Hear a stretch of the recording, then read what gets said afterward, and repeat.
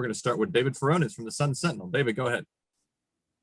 Hey, Jaelan, I have another question for you, too. Well, first of all, congratulations on a tremendous pro day. I have another question for you, but just to start off, first, tell us how you think you did overall and your reaction to seeing that 40 time that you ran today. Hey, man, I'm definitely happy with everything today. You know, I hit some PRs. You know, that vert was my PR. My broad jump is where I wanted it to be.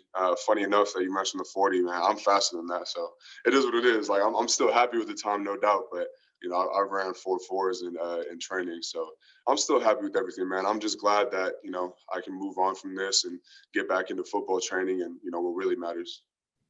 The other question I had for you is, despite everything you showed today and last season, some people still want to label you as a risk in the first round, bringing up the injuries from 3 years ago and brief retirement. What do you have to say to those that view you that way and still look at things from the past? I mean, look, man, the proof is in the pudding. I think that, you know, my play on the field obviously showed I didn't miss a snap or I didn't miss a game, didn't miss a workout, didn't miss anything. You know, if you watched the pro day, you saw that wrist is still working.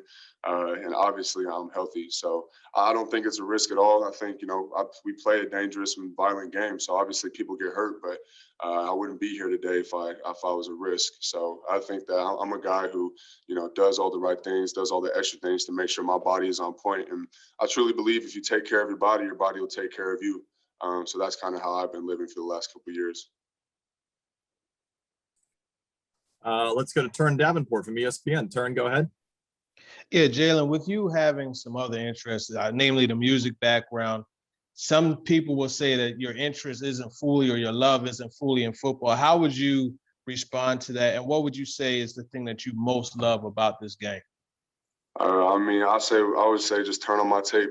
I'm a guy, man. I love football, man. I love going out there and just putting my talents on display. Like I play with my hair on fire and I play with a chip on my shoulder. So, you know, obviously people have other interests. Like it would be boring to just, you know, have one thing that you do and that's all you do. But, you know, music isn't a distraction by any means. Like I came to Miami, was in the music school and stopped that because, you know, it was getting in the way of football. So for me, like I really don't have too much to say when it comes to that. Like obviously I love music, but I love football more. I think you can see it. Like just take a look at the before and after pics for when I came into Miami and a month later. And I think that's all the answers you need. But, you know, what I love most about football is just that competitiveness. Like I have a desire to be excellent at everything I do. And for me, I feel like it's my God-given talent to go out there on that football field and just perform and just dominate. And so for me, just like the feeling of, you know, making a sack or getting a TFL and just winning games, like it's like an out-of-body experience. There's nothing like it.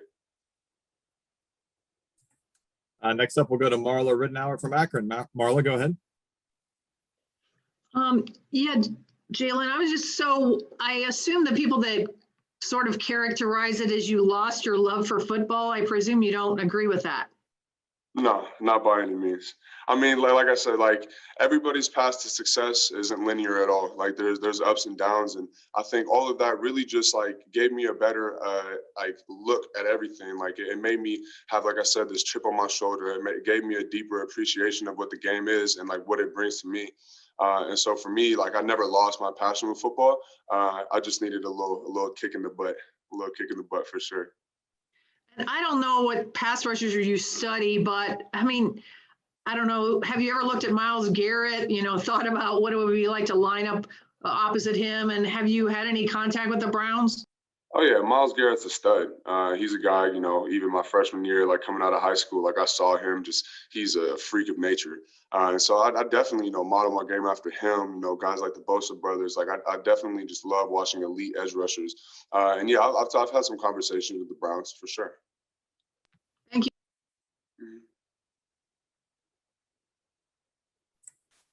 Next up, we'll go to Manny Navarro from The Athletic. Manny, go ahead. Hey, Jaelan, good to see you again, buddy. You too, man. Hey, curious what you were kind of focused on since the end of the season, you know, in terms of areas that you wanted to improve and what the next maybe few weeks will be like leading into the draft, where you'll be training and what you'll be doing. Yeah, I mean, obviously all of this like 40 training and stuff, man, I felt like I was a track athlete for a while. So, you know, outside of that, I was still doing some, football specific drills and really just working on, you know, having a deeper bag of tricks that I can do and, you know, working on my plethora of pass rush moves. And so, you know, I'm really just working on, you know, keeping my pad level low and really just like, you know, diving in to see what I can do. And then these next couple of weeks, I'm David Feely, man. I have a workout with him at 5:30 in the morning tomorrow. So this grind does not stop, man. I'm in it all the way. But I'll be here until the 23rd. I'll just be working out with the team, and then I'll fly back home after that. Good luck all the way through, man. Thank you. Next, we'll go to Joshua Allen from Bucks Report. Joshua, go ahead. Hey, Jaelan, how we doing? Doing great. Just throughout this draft process, is there anyone that you've kind of leaned on for, tips or advice, either former players, former athletes at Miami or pro players currently in the league? And have you had any interactions or conversations with the Buccaneers? Yeah, I've talked to a couple guys, back from my UCLA days that I'm still close with. Guys like Darnay Holmes, other guys too, but it's hard to remember off the top of my head. But I really rely on just my support system. My family, my girlfriend, my peers, the guys I'm working out with. I was lucky to back at Exos. I had Oso Odigizua, who is one of my best friends from UCLA. Guys like Levi Onwuzurike from Washington, who I met in that process. Like really just kind of leaning on them. And obviously, we're all going through the same struggle, all working for the same goal. And so it's really great to be around those guys and just kind of see where their heads at. And then yeah, I've had a couple interactions with the Buccaneers. Any specific coaches or front office personnel you've spoken with? It's been mainly like area scouts and like player personnel people, but definitely next couple of weeks, I'm probably going to get into more interviews with coaches, GMs, stuff like that. Perfect. Thank you. Best of luck on your journey. Thank you. We'll stay in Tampa and go to Matt Baker from the Tampa Bay Times. Matt, go ahead. Hey, Jaelan, you said a second ago that success isn't always linear. Your path obviously wasn't. How fulfilling and rewarding was last year to kind of blow up the way you did? I mean, I'm just so blessed to be in this situation. Obviously, there was times where I didn't know what was going on. I didn't know what my future held.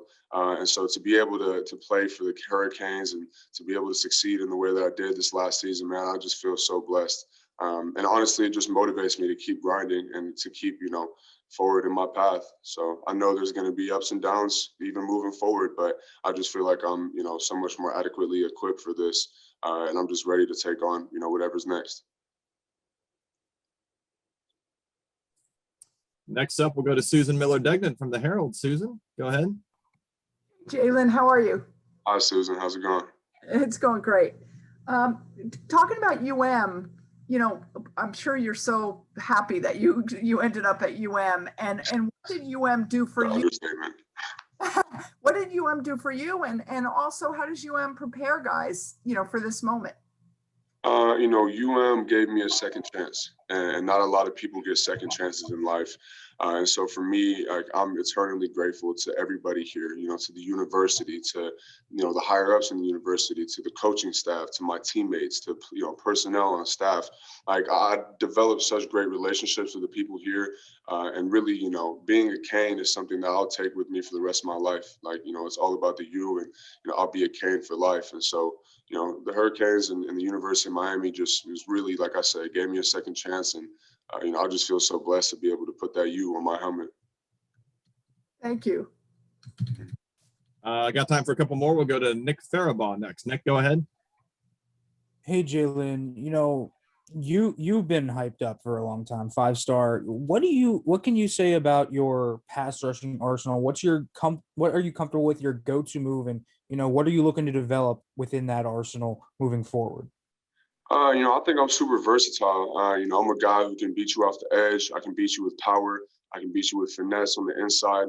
And so for me, it's just developing those moves and, really having my go-to stuff and, working on my long arms, working on my swipes, working on my footwork and my little Euro steps. And so, I feel like I'm still a very raw prospect. I haven't had too much formal training in terms of pass rushing. And so I'm really looking forward to moving on to the next level and, picking guys' brains and, all these legendary coaches and veterans and just really like I said, developing all aspects of my game.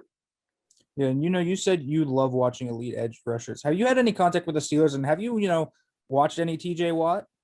Oh yeah, for sure. TJ Watt's a guy that, especially with our run technique, we backdoor tackles a lot and, we're able to create a lot of pressure and a lot of, TFLs and things like that. Like him and his brother are people that I've watched for a while. And yeah, I've had a couple of interactions with the Steelers. I was just talking to a guy from the Steelers down here earlier, like 10, 20 minutes ago. Any level for them? Have you talked to Tomlin and Colbert, or is it mostly Mm-hmm. just area scouts? I talked to Tomlin. I had a Zoom with him and the rest of the staff. He's a great, genuine guy. Really had a cool connection with him. All right, thanks, Jaelan. Thank you. Next, we'll go to Megan Price from Sideline Sports Network. Megan, go ahead. Hey, Jaelan, how you doing? Megan Price with Sideline Sports. And, there's a lot of defensive programs out there that are having to rebuild. For example, I cover Dallas. Are you interested in joining one of those? And have you heard from Dallas? Hey, I'm interested in playing football, so whoever wants to draft me, man, let's go. But yeah, I've had some interaction with Dallas. I have some Zooms with like front office people and coaches coming up these next couple of weeks. But yeah, man, I'm just blessed to be playing and looking forward to any opportunity that comes to me. Awesome. Great to hear it. Good luck. Thank you. We'll go to Dan Wolkenstein from the Brawl Network. Dan, go ahead. Hey, Jaelan, Dan Wolkenstein from the Brawl Network. How you doing? Doing good, man. How about you? I'm doing well. Hey, congrats on the crazy numbers you put up today. You opened up a lot of eyes. Thank you. Thank you. Hey, so a couple questions. I cover the Chargers out here in LA. You mentioned the Bosa brothers that you kind of emulate your game off of.